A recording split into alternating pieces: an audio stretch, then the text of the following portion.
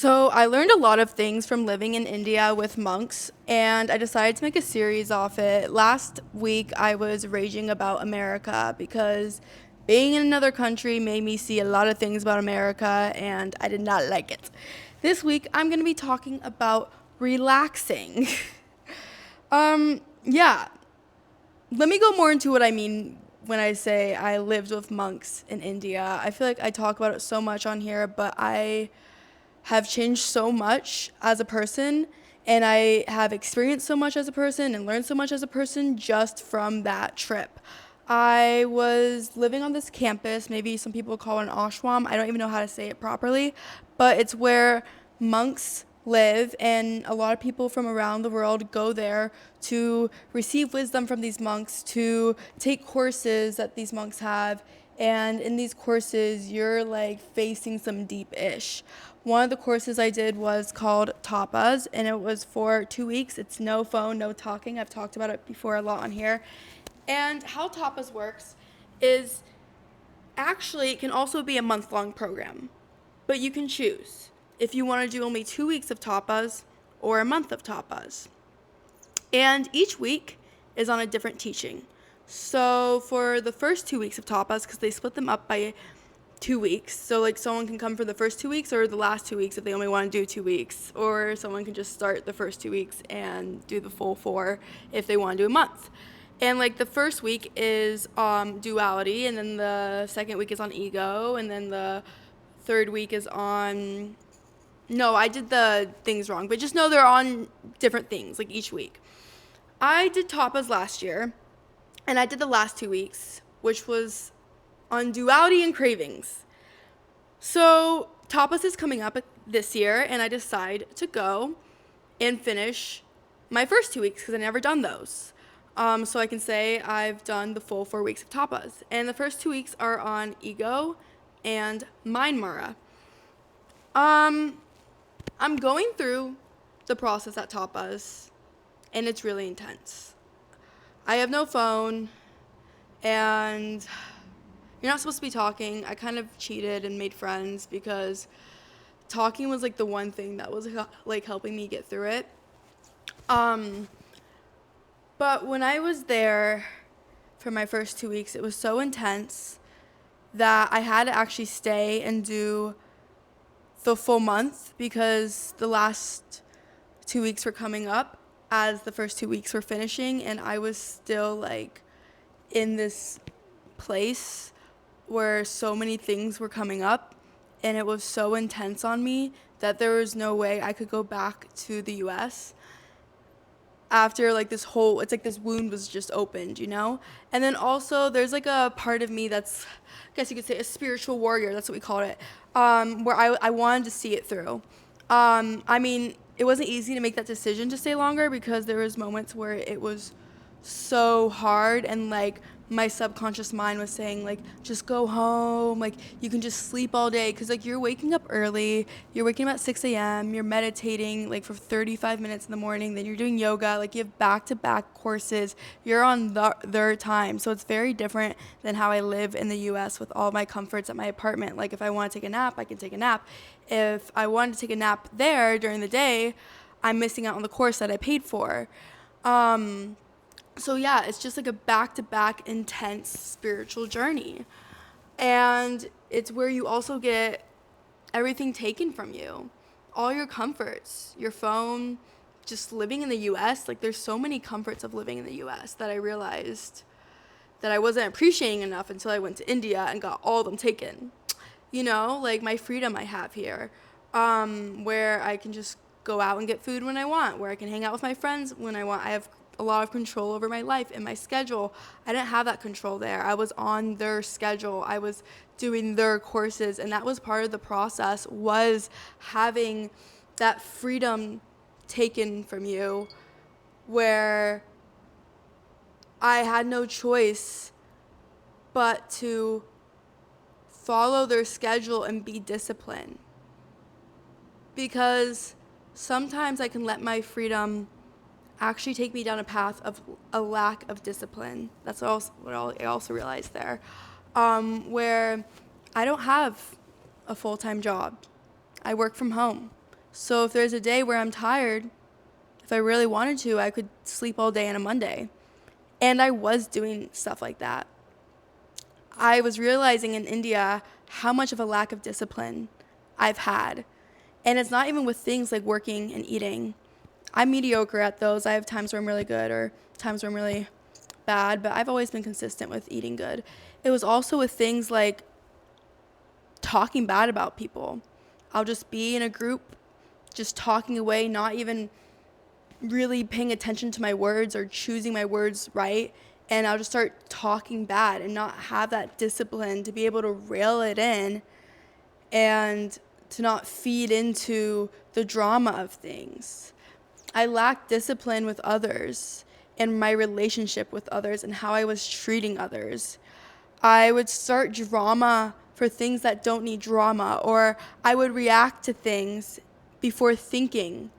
I would have moments where I would assume something negative is happening, like this person is talking bad about me, or this person's doing something negative about me based off tiny little things. Like, let's say I didn't get invited to dinner.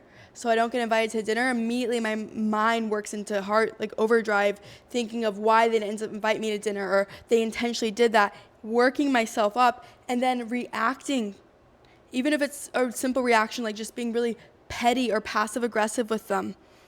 But when I went to India, I learned that a lot of the times my mind likes to create stories. And a lot of the times my mind gets me worked up over things that are just an illusion and it's not actually happening. So if I work on my inner discipline, my emotional discipline, and let's say I'm in a situation where I'm not invited to dinner, but this time, instead of getting worked up and thinking of all these things, I discipline myself. I pause. I say, I know I want to go to those things. I know I want to think of the worst and dramatize the situation, but I need to pause right now and I need to take a couple breaths and not react, not overcomplicate a situation that doesn't need it. And I've been doing that since coming back. I've been learning to pause. That's been the biggest awakening, I guess you could say, I've had since India, is recognizing that it's really not as bad as my mind wants to make it out to be. I have severe overthinking and anxiety problems, and that's what I was facing when I was in India. I was facing the prison my anxiety and overthinking puts me in. How I could just be going throughout my day, and I will have so many thoughts about things that I don't even need to think about. And my overthinking will add a layer of thinking onto things that are so simple, but making it complex. You know how exhausting it is to live like that? I didn't realize it was an exhausting way to live until I was confronted by this thinking, and I had to really recognize it for what it is. And I got to live free of overthinking. I got to experience that, and I'm still experiencing that, which is so nice. It comes and goes, but I'm now way more clear in my head. And since experiencing it, I'm seeing how overthinking is such a prison in my head. Like, the old me would interact with people and overthink the entire interaction and constantly worry about dumb things that don't matter. Oh, I wonder what they think of me. Oh, did I say that one thing wrong? Or, oh, I bet they're going to talk crap about this. Like a whole layer of thinking that isn't needed. Imagine going throughout life like that. That's how I went throughout life. I'm having one interaction with people and I'm thinking with a person and I'm thinking about a million things that aren't even happening instead of being in that interaction with this person or being in the present moment. And so once my mind got cleared from India, once my thinking started to slow down and I was able to rail it in, I got to experience what it really means to be in the present moment. And that's the whole point of their journey, is to bring people in the present moment, to bring them to, shall we say, enlightenment. All enlightenment is, I learned from India, is freedom from all types of suffering. Freedom from big suffering, freedom from small suffering, freedom from enormous suffering. And suffering, it can be things like having anxiety. Suffering's things that are so simple that you wouldn't even think are suffering. Like having a judgment of someone in your head is suffering because it's taking you out of the present moment. Suffering is anything that takes you out of the present moment. And it puts you in your head, and it puts you in this world with everyone else, worried about things that don't matter. Suffering is when you're worried about things that are irrelevant to what will actually help you move forward or what will actually help you in this moment, but instead will stifle you and make you think about these unnecessary things all day instead of being with the person you love, instead of being under that tree and appreciating nature for what it is, instead of appreciating the worker who's scanning your groceries as they put it in the grocery bag and thinking, oh my gosh, they are in such a good mood. I'm so glad that there's people who are just working in the world and they're just happy like that. Instead of appreciating people and society, I was suffering. I was worried about me. And that's another thing we learned is suffering is self-centric, obsessive thinking. When you're constantly thinking about yourself in situations or yourself and how you're viewed. Like you're just constantly thinking about yourself. And a lot of people would think, oh, I don't think about myself a lot. I'm not a selfish person. I love people. Well, yeah, there you are thinking about yourself with people. Oh, people like me. I'm very selfless. Now you're thinking about yourself. You're thinking if they like you or not. It doesn't matter if you're seen as a societal, really good person who's very selfless and cares about other people, or if you're seen as a really bad person in society who only cares about their self. If you guys are both constantly just thinking about yourself, then you guys are both suffering. So if you're a selfless person thinking, I'm such a good person, I do this for people, that for people, you're suffering and you don't even realize it, and you're doing all these things for people to fill that void. You know, to tell yourself something good about yourself, to feel good about yourself. Yes, you're doing good acts, which is great, but what I'm realizing is, what place is it coming from? Is it coming from a genuine, authentic place where I'm just doing these good things because I just feel like it and it's my authentic reaction? Or is it coming from a suffering state? I'm doing these good things because someone's going to look over there and they're going to see me do these good things, or I feel really bad about myself, so I'm going to do good things. So that's a gist of what suffering is. There's so many more ways to explain suffering. It's such a complex idea. I can't even get into all of it, but I sure will soon. The more I do these podcasts, I want to get into every single thing I learned. I learned so much.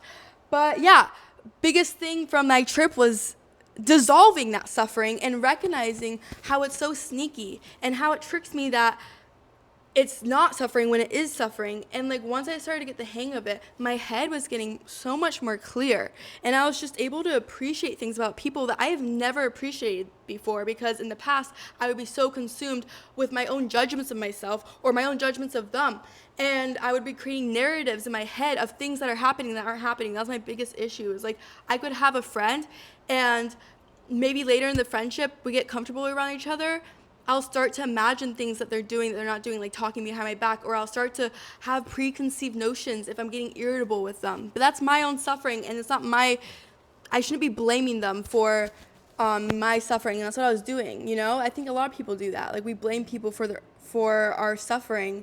Like, if we are in a situation with a friend and we feel irritated by them, we're going to start imagining things that aren't happening or exaggerating in our head. Oh, they're so annoying because they do this little thing. Or, oh, I just feel irritated with them because they hung out with this person last Friday night and didn't invite me. Or whatever the case is, we're going to create suffering instead of just looking into the irritation. Oh, I'm irritated with them.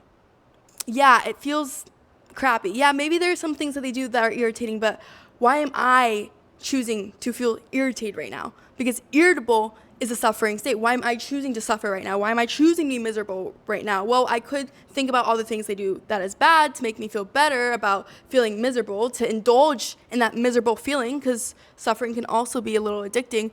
Or I can just breathe and pause and just be with this irritability.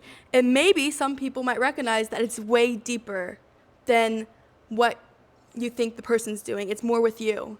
It does with how you feel about the world. Or maybe, oh, I'm irritated because I'm a little jealous of them. Yeah, I got back and from school and I just graduated, and now I don't really have much going for myself, and they do, and it gets me so irritated every time they do something. And I made up this whole storyline about how they overboast. You know, that's just a random example, but that's just how suffering is so silly and what it does to us. But yeah, thanks.